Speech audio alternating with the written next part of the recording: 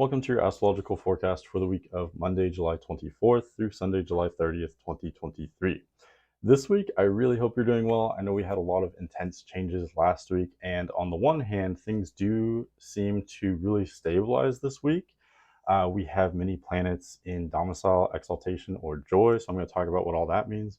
But on the other hand, we do have more changes coming, particularly with this first quarter moon happening at 2 degrees Scorpio. So it's kind of a mix. It's a mixed bag this week. Yes, things kind of stabilizing. There's a lot of harmonious energies, harmonious themes this week, easy themes for us to experience and understand.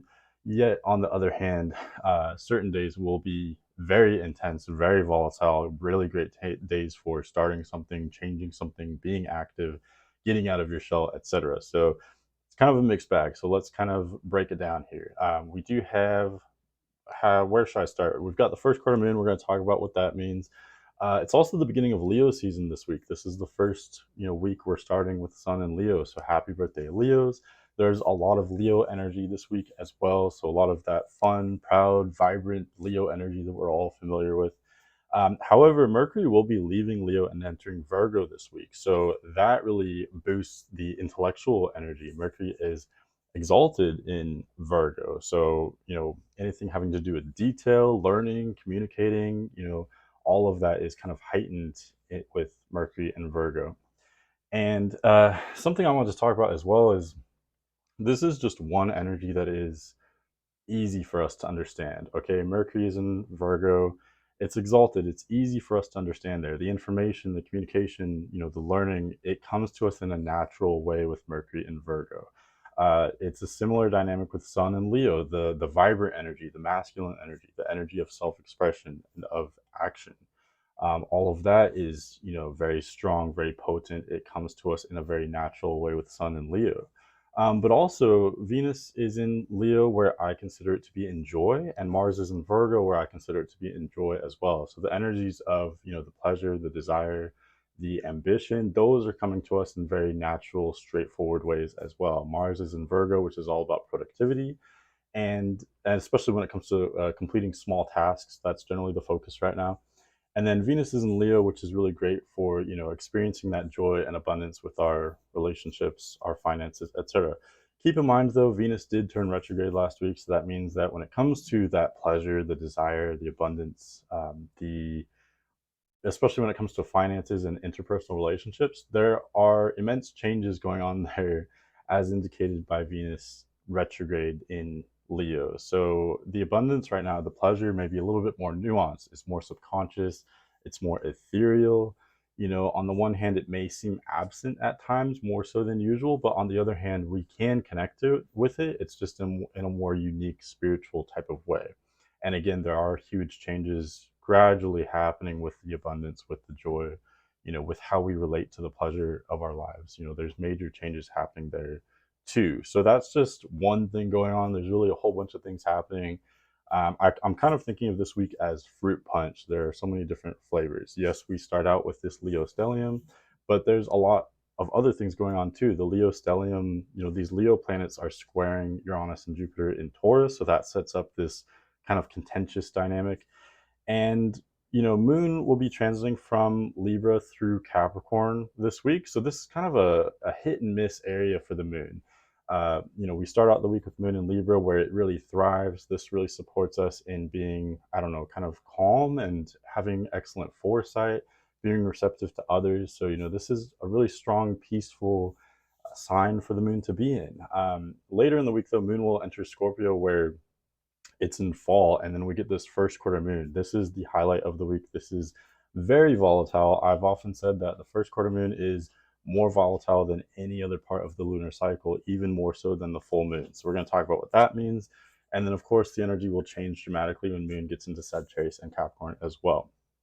One last thing before we start the actual day-by-day forecast. Pluto is going to square the nodes. My notes show that Pluto squared the nodes technically last week, but then this week we also have a secondary exact aspect for this aspect.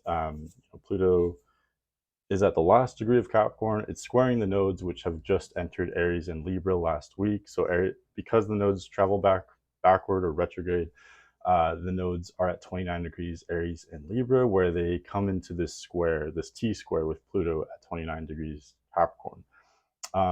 Just remember that whenever we're dealing with the last degree of a sign or the last degree of three signs, like this configuration, uh, there's this added element of intensity and karma because the nodes have just begun a new 1.5 year chapter or cycle with their entrance into these signs, and Pluto is almost in completion of this 15-year long Capricorn cycle, this Pluto Capricorn cycle. So right as these changes are happening between these different positions, we get this T square, which is showing immense changes kind of happening in the background. This is a more large scale global type of aspect. So some kind of change, some kind of transition when it comes to our hierarchies. So our governments, our finances, maybe the laws, different things involving current events, different things happening with countries and political leaders. I would expect a lot of change happening there. There could be corruption going on.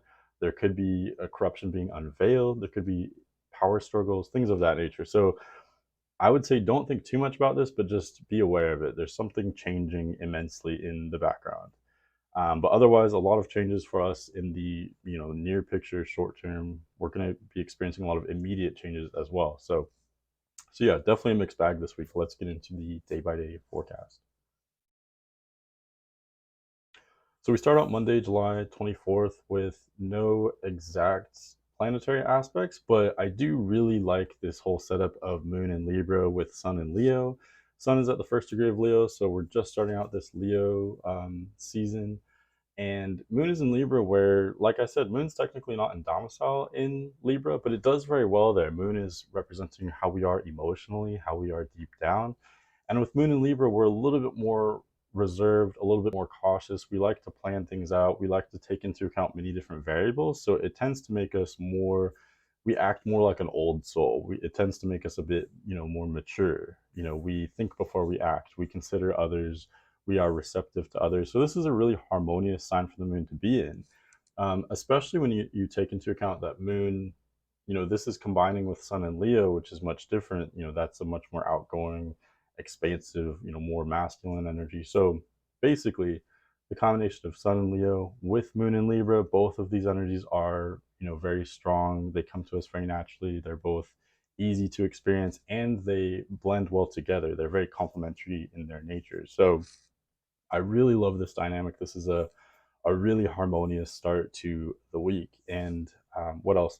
The moon also does make a couple aspects. So moon will sextile Mercury, and before it does that, let me see here. Yes, before it does that, moon will oppose Chiron as well. So basically, when you add it up all together, to me, this suggests a setup that's really really conducive toward having deep conversations. If you need to have a conversation that involves, getting something off your chest or talking about something that would typically be controversial or typically be kind of heavy with emotion, sensitive subjects, this could be a really great day for having those, sometimes hard conversations or meaningful conversations. Moon is opposing Chiron, so it's channeling in that kind of hurt energy, the trauma, the need for expression of our past and our wounds and things of that nature. Moon is sextiling Mercury, so there's this really excellent communication and awareness of our emotions.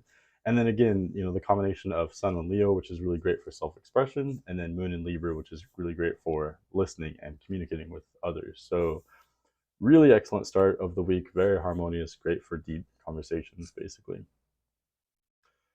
Okay, Tuesday, July 25th, Moon will leave Libra and enter Scorpio. And once it does that, the dynamic completely changes. Not only because Moon is in a different sign, but also because this changes, how the Moon relates to the Sun. So this will happen just after noon Eastern Standard Time. And, Moon in Scorpio, Moon is, like I said, Moon was much more favorable in Libra. This was, a really harmonious, very cool, calm, and collected energy. As soon as the Moon enters Scorpio, this is a lot more agitated. Moon is in fall in Scorpio, and so this means that this is a difficult energy for us to experience. And this suggests that emotionally we're feeling uncomfortable. We're feeling a little bit out of our element. We may feel exposed. Scorpio also is I would say, a fundamentally pessimistic energy. So we may be more aware of like certain problems. We may be a little bit nervous, paranoid, anxious, a little bit more stressed. This is all strengthened even more so by the first quarter moon. So basically, as soon as the moon enters Scorpio, it's well within the orb of this 90-degree square to the sun. So, in other words, on Tuesday, July 25th, we're going to have that first quarter square, that first quarter moon, with the moon at 2 degrees Scorpio, squaring the sun at 2 degrees Leo. And this is really something to pay attention to. Like I said in the intro, and I'll say it a million more times, the first quarter moons and the quarter moons in general are overlooked. I would say, the quarter moons, especially the first quarter moon, are at least as important to look at as the full or new moons. Yes, something starts on the new moon, but it typically starts in a kind of quiet, ethereal way. Something begins in our minds, in our subconscious. Something starts somewhere in the background, but it doesn't truly begin in a physical way until the moon gains light in these later phases. And once we get to the first quarter moon, where the moon is half illuminated, that's where we reach critical mass. That's where we reach a crisis point, because whatever was planted on the new moon, it shoots up from the ground and disrupts the status quo on the first quarter moon. This is not entirely bad. It's great that something new is blossoming. Maybe there's a new opportunity there for us, something, new to experience, something new, some kind of positive change. But I do think change often for us is unsettling. Things become unpredictable. We may feel out of our element, unsafe. We can feel threatened. And like I said too, with first quarter moons, there often is this element of stress, anxiety, restlessness. But it's not all bad. It doesn't have to be bad. Basically, what I always say for first quarter moons is it doesn't have to be bad as long as you are utilizing this energy. This energy is provoking us, it's pushing us to take action. Being uncomfortable isn't always bad, because sometimes it's necessary for us to make change, okay?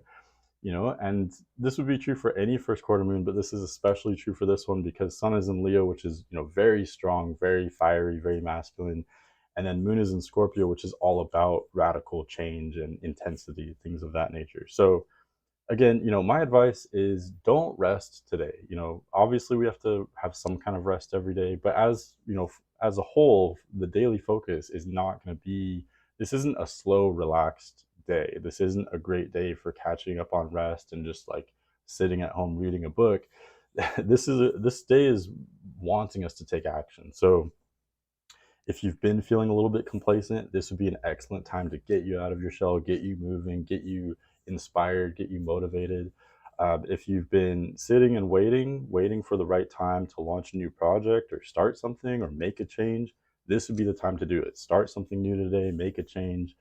And maybe you don't have anything in your life that you want to change. Maybe you don't have anything you want to start. I would say at least, get off the couch, as they say. Go for a run, do something active, something physical, make some kind of change. It doesn't have to be necessarily this big life change or this big event, but just, be active today. That will help you avoid a lot of this restlessness and this frenetic energy today. Also, as if that wasn't enough, we do have, my notes say that we do have that exact T-square aspect between Pluto and the node. So again, don't focus too much on this. Pluto is such a slow planet that it's not really, this isn't something that wasn't happening on Monday and suddenly happens on Tuesday. This is something that's gradually occurring over the last week and all of this week.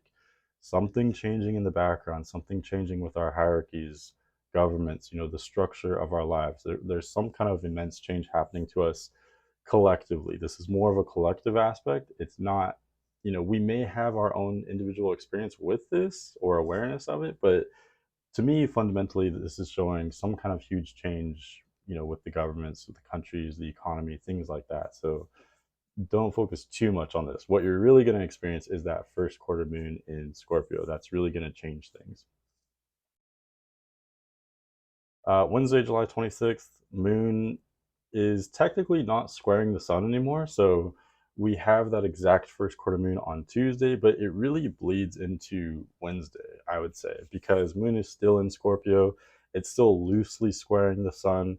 And then now Moon still needs to square all these other Leo energies. It still needs to square Lilith, Mercury, and Venus. So we still have these square aspects between Moon and Scorpio and these planets and bodies and points in Leo. So basically, Tuesday is that peak energy of the critical mass, making some kind of change, being restless. But it continues into Wednesday. It's still a really great time to start something new, make a change, be active, etc. And that's really all I have to say for Wednesday. It's very much a continuation of Tuesday. Tuesday is that peak intensity, but it continues on through Wednesday as well. Okay, Thursday, July 27th, Moon will finally leave Scorpio and enter Sagittarius. It doesn't do so until late in the day, Eastern Standard Time. So even on Thursday, we still have a lot of intensity. If you still need some kind of opportunity to make a change or start something, even early Thursday would be really great because by now we don't have that first quarter moon. Moon's not even within an orb of the sun. So really, Tuesday or Wednesday would be better for making some kind of change. But if you look at the signs that the sun and moon are in, they're still in signs that square each other. Sun is still in Leo, moon is still in Scorpio for most of the day. These energies are still clashing. They're supporting change, and plus, just think about the signs that we're talking about. Leo and Scorpio, these are very passionate signs, very creative signs, and combining fire and water, it's very passionate, very steamy, very intense. Okay, so that peaks Tuesday, continues into Wednesday. We're still feeling it much of Thursday as well. Also Thursday, Mercury will conjoin Venus around noon Eastern Standard Time. Looks like technically it's before noon Eastern Standard Time. This is a very quick aspect because Mercury is cruising right now. It's traveling very fast. And Venus, is traveling retrograde. It's traveling backward from our perception. So I'm picturing it as Mercury and Venus, they're passing each other. They're barely having this conversation as they pass each other. It's like they, have set up this really quick date where they can meet and conjoin for a second, but then they're on their way traveling in different directions, pretty much immediately after that. So basically what this means is these changes that have been happening with our abundance, pleasure, relationships, finances, abundance, these changes that have been occurring since Venus has turned retrograde will come to the forefront and will come to our attention. We'll become more aware of all of that with this aspect on Thursday. Because of course, Mercury is the mental energy, it's the mental awareness, and Mercury tends to make us busy. So there may be some kind of busyness involving changes to the abundance, changes to our spending, and again, maybe it's just increased awareness. So we may be looking at, how much money do I make? How much money do I invest in? Maybe I do have money where I should be investing more in things that can make my life pleasurable, or maybe I've been doing that too much. What is the state of my romantic relationships or the pleasure I get from relationships in general? These are things that we may be asking ourselves, becoming more aware of. And yes, this can make things kind of uncomfortable, but this can also set up a great opportunity for making some kind of positive change, improving these parts of our lives, etc. One last thing too, whenever Mercury and Venus combine together, this is a really great energy for having pleasant conversations. Mercury is very chatty, it's very intellectual, it wants to learn, and Venus makes things pleasurable, it makes things fun and enjoyable. So combining these two, really great energy for having, fun conversations, enjoying the company of others, etc. Very, very social dynamic for sure. Friday, July 28th, Moon is in Sagittarius. So I think I briefly mentioned that for Thursday. Moon does enter Sagittarius late in the day Thursday. So Friday, we start out with Moon completely in Sagittarius. And in the morning of Friday, July 28th, we will actually get that exact trine aspect between the moon and the sun. So moon at 5 degrees Sagittarius, trining sun at 5 degrees Leo. This is really fun energy, really, I would say, really positive energy. Of course, this isn't universal. Some of us may not experience this fiery energy as positively as others. But generally speaking, Sun and Leo's in domicile. We covered that. It's fun. It's party energy. It's midsummer energy. Moon is in Sagittarius, which is very expansive, and it's also a kind of celebratory energy. This is holiday energy. This is, let's party, let's live in the moment type of energy. Moon and sun are both in similar energies in this regard. They're both in fire signs. And, in the morning of Friday, this peaks when we get this trine aspect. So collectively, we're feeling, fun, fiery, active, powerful, strong, and with that trine aspect, um, it's the best shot at us being in a collective good mood, basically, with that fire trine. Okay, collective good mood, collective fun times, living in the moment, initiating something, not in nearly as intensive a way as what we had early this week. And that's something else I wanted to mention too. This is a completely different dynamic of what we had for Tuesday, Wednesday, and most of Thursday. Now we're back in, to me, what I see as this really harmonious energy, and this will last from Friday well into Saturday as well. We'll talk about that in a second, but basically, you've got Sun in Leo, Venus in Leo, Mercury's still in Leo, but that's about to change. Friday, it actually does leave Leo and enter Virgo. But basically, what I'm trying to get at is we have all these fiery and earthy energies that are supporting us in doing a lot of things.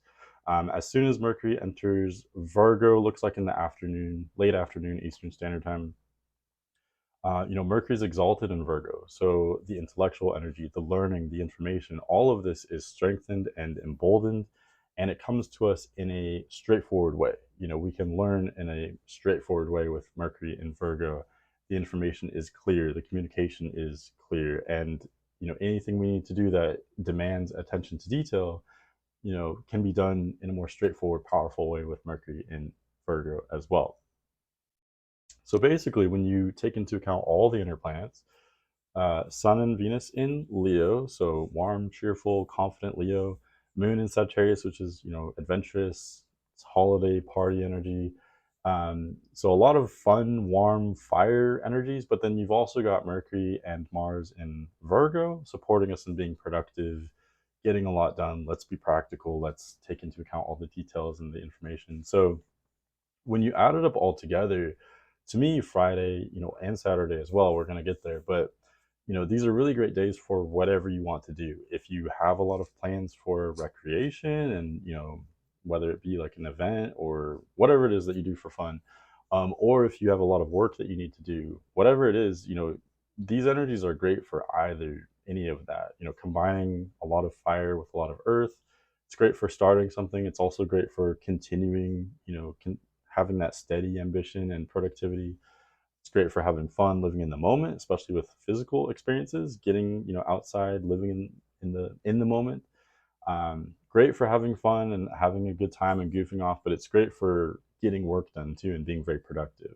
This is very energetic energy, very energetic themes. Okay, so just wanted to point that out. Really great time if you wanted to plan something Friday or Saturday. One last thing about that too, with fire energies, they support individuality. So you can use this however you want, whatever it is that you personally want to do right now, whatever it is that you're passionate about, whether you are passionate about your work and you want to get a lot done, or you want to have fun, or whatever it is that you personally want to do. It's unique to you. That's what these fire energies support. Okay, so yeah, whatever it is you want to do it Friday or Saturday, I guess is what I'm saying. Okay, going on to Saturday, July 29th. Really, I see Saturday as a continuation of Friday. Again, I think this is a really great setup. Of course, it's going to depend on your own, the setup of your birth chart, how you experience this. If anything, I would say that the chart is a little bit lacking, especially when it comes to air. We have no air planets at all. So the only main way that I would see this not being well rounded is this could feel a little bit intense. Things could feel a little bit serious at times. We may lack air, like you feel like you can't breathe. Things are claustrophobic a little bit. And I guess you could say there's not a lot of water planets either, but things are still well rounded in the sense of lots of fire energy, have fun, live in the moment, be active, do what you want to do. It's holiday energy, but also Mercury and Mars and Virgo. Let's get shit done. Let's not dick around. Let's be serious. Let's be intelligent. I think this is a great setup. I think in order to have the most fun or to have the most productivity, you have to have a balance, right? You have to have a balance of let's be ambitious and bold enough to go after this idea, but we need to have the follow through. We need to have the foresight and intelligence as well to make sure that what we're doing is practical. Or when it comes to recreation and having fun, you have to, these fire energies are great for living in the moment, being impulsive, having a bunch of fun. But if you have too much of that, you're going to be reckless, right? And then it will lead to not so fun things later. So having those fun fire energies, but adding in, Mercury and Mars and Virgo, they're keeping just enough practicality and, intelligence in the mix to have sustainable fun. Um, does that make sense? So energetic work, energetic productivity, but also intelligent fun, whatever it is, fun or productivity, that's what these energies are supporting. That's pretty much what I had for Saturday. Moon, as it goes through these later degrees of Sagittarius, it will trine first Lilith and then Venus in Leo. And Moon is on its way out of Sagittarius.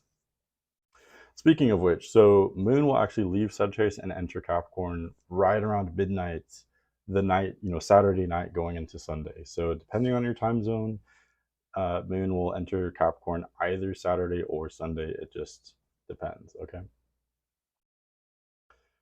Okay. So as I was just saying, Moon leaves Sagittarius and enters Capricorn right around midnight Saturday night. So at least for us on the East Coast, Eastern Standard Time, we basically have Moon in Sagittarius all day Saturday. So that is the better day for having fun. Having, if you have like a, I don't know, social gathering, or you want to do something kind of rowdy, pleasurable, fun. Saturday looks like your day. Friday and Saturday, those are the more fun days. Sunday, we have a similar dynamic. We still have, of course, Mercury and Mars in Virgo. We still have Venus and Sun in Leo. There's a lot of fire and earth in the chart. But now with Moon in Capricorn, this is, a slightly different dynamic. Moon is in detriment in Capricorn. So again, we're feeling a little bit uncomfortable emotionally. This is not nearly as intense as what we had earlier this week with Moon in Scorpio squaring the Sun and the first quarter moon.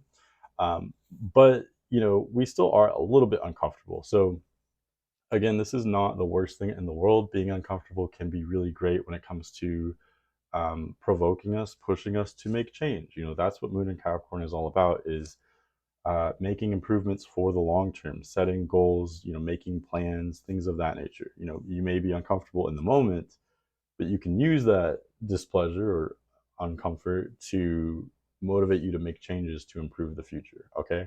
If you were super happy all the time, why would you bother making changes, making goals? You know what I mean? I think that's something that Moon and Capricorn teaches us. So again, when you combine the themes of Moon and Capricorn with these Leo and Virgo inner planets, um, the energy, I think this is a really great time for being ambitious. You could still have fun today to some extent, but not nearly as much so collectively as Friday or Saturday. Sunday looks a lot better for being ambitious, or even if you just wanted to take a break and just kind of, let me just think about things and kind of plan out my week, or plan anything. Moon and Capricorn is great for planning. Let me just kind of look at things and think, what kind of changes do I want to make? What are your intentions for the next week, or for the next weeks, month, year, whatever it is?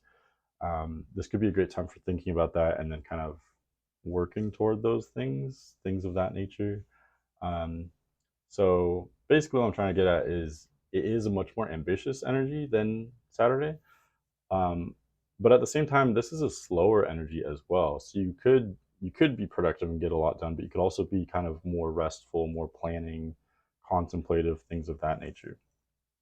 Last thing I want to say about that is, throughout the day, first, very early in the morning, we have Moon trining Mercury, and then later in the day, Moon will trine Mars. So these are great, ambitious, productive trines. Moon and Capricorn again is the emotional focus, feeling a little bit restless, wanting to plan for the future, wanting to be productive in a long-term context, and then these trines to Mercury and Mars just indicate that the intellectual energy and the ambitious energy are supporting that. Let's be productive, especially with small tasks. I always quote Henry Ford, who said, nothing is particularly hard if you divide it into small jobs, okay, or small tasks.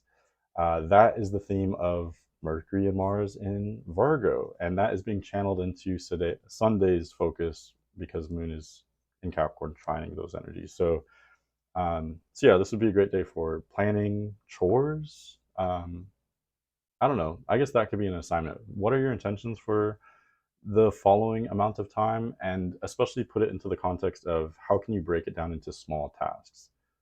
These energies are supporting that approach. You can get a lot done by accomplishing these smaller tasks. Okay, so that's what I have for you this week. I hope this makes sense. I hope this helps or was interesting for you. It really was kind of scattered.